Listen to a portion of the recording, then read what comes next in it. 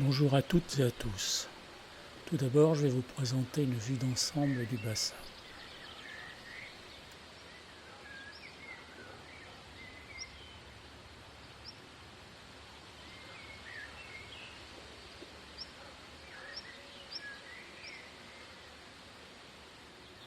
Le rhododendron est dans un triste état. Il a fallu que je le taille. Il commençait à empiéter sur le bassin. Le voilà en pleine floraison.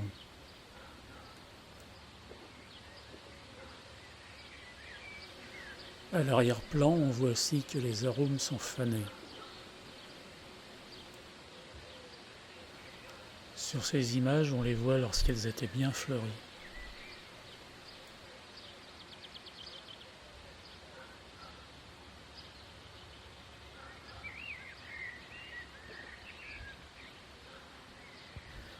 Les nénuphars se sont bien acclimatés. Ils occupent presque toute la surface du bassin qui leur était destiné. En arrière-plan, les iris d'eau se portent bien aussi.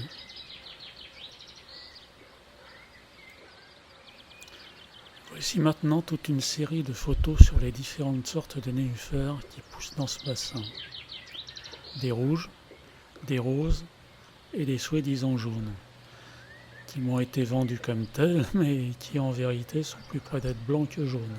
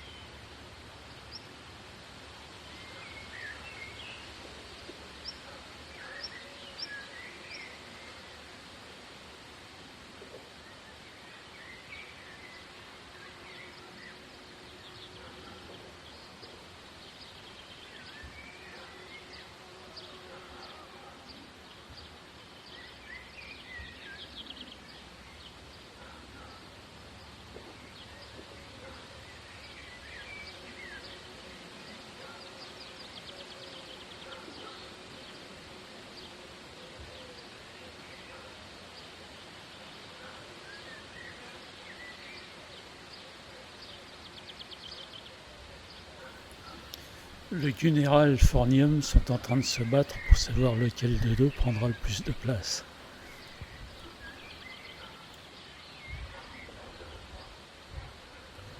L'herbe de la pampa, quant à elle, devient de plus en plus envahissante.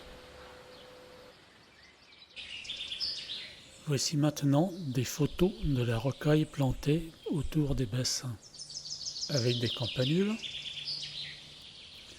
des ostas,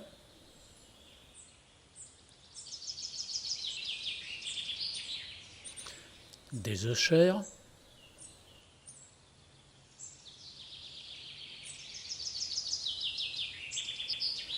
des fuchsias,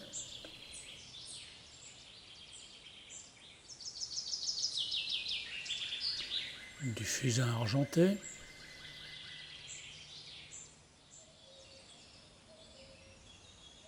des petites fleurs dont je ne connais même pas le nom,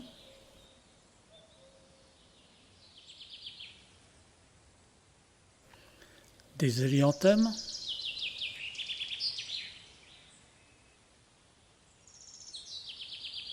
un rosier à côté d'une plante dont je ne connais pas le nom, et un lys.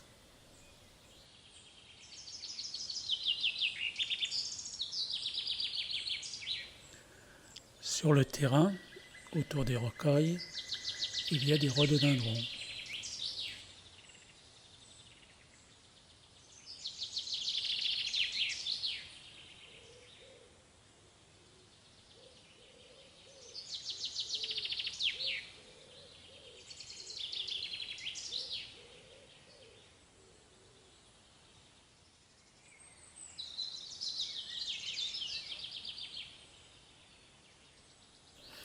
ainsi que des hortensias.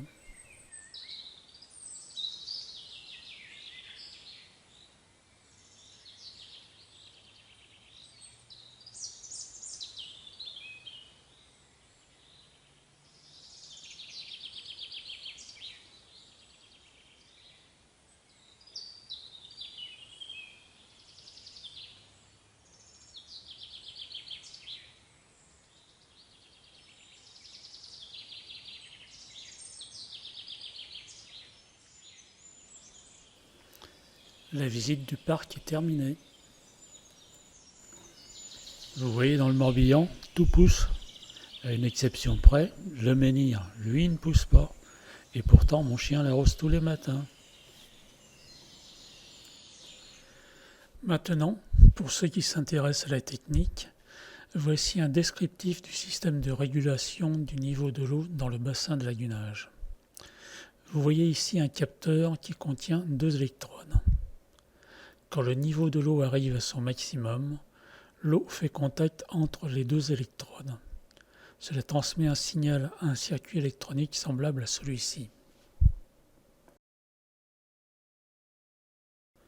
Ce circuit amplifie le signal et le transmet au tableau électrique.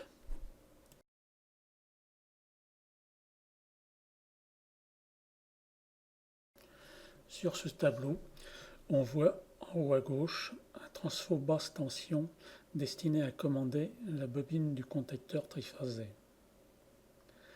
Au milieu, il y a un disjoncteur magnétothermique qui protège le moteur de la pompe en cas de surchauffe. Et sur la droite, le contacteur triphasé qui alimente le moteur de la pompe.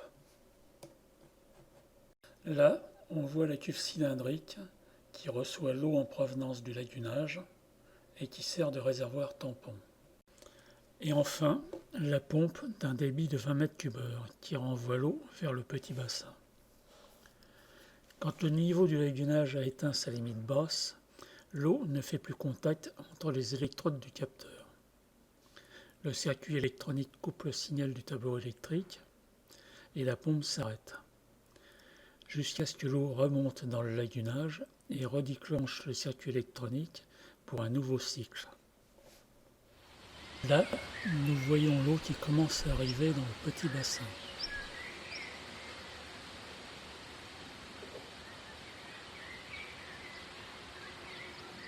Là, le petit bassin photographié sous un autre angle. L'eau s'écoule ensuite en cascade du petit bassin dans un premier réservoir intermédiaire.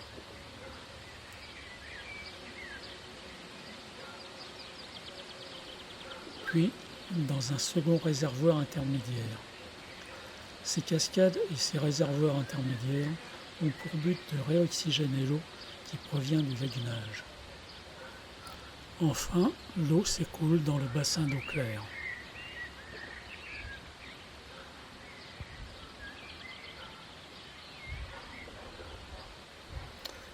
Et maintenant, il ne reste plus qu'à profiter des beaux jours pour savourer sans modération les joies de la baignade.